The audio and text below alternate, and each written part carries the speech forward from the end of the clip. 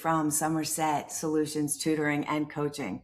Today I wanted to share with you 2 ways that I've found are very successful for dealing with a chatty class.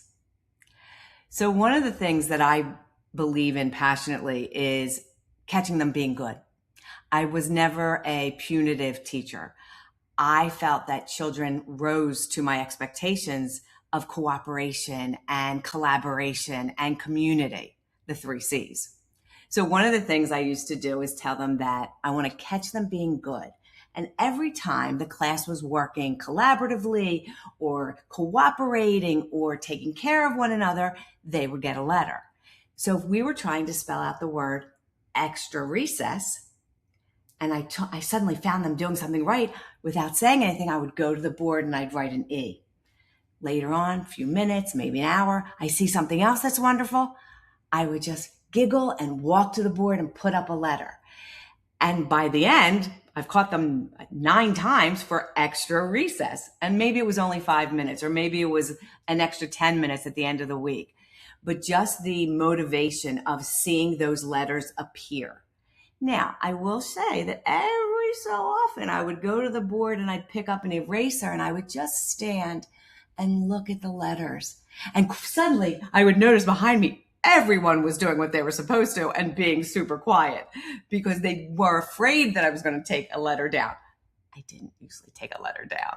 So by the end of the week or the day, depending on the chattiness level or the lack of cooperation, they were trying to get the goal of extra recess. The second technique that I used in helping my chatty class, or a class that maybe needed extra reminders, was I bought the game Kerplunk. Except I bought the giant version, which is a little hard to find. I've seen it now on eBay. I know Walmart carries it. This giant Kerplunk sat in a place of honor in my classroom. And my kids lived for me going to the Kerplunk and pulling out a stick. And every time I caught them being great or cooperative or doing the right thing or just not being chatty, I would just walk on over, pull a stick out. Sometimes a ball would fall, sometimes none would fall, sometimes 5 or 6. Their goal was to get all the balls to fall so that they could get an extra recess or an extra whatever the reward we decided as a class that they had earned. But something about pulling those sticks and the unknown of whether a ball would fall, maybe 2 balls would fall, it built such anticipation and it brought such a sense of community to our classroom. It was a great technique for bonding, for coming together as a class, and I highly recommend purchasing Kerplunk.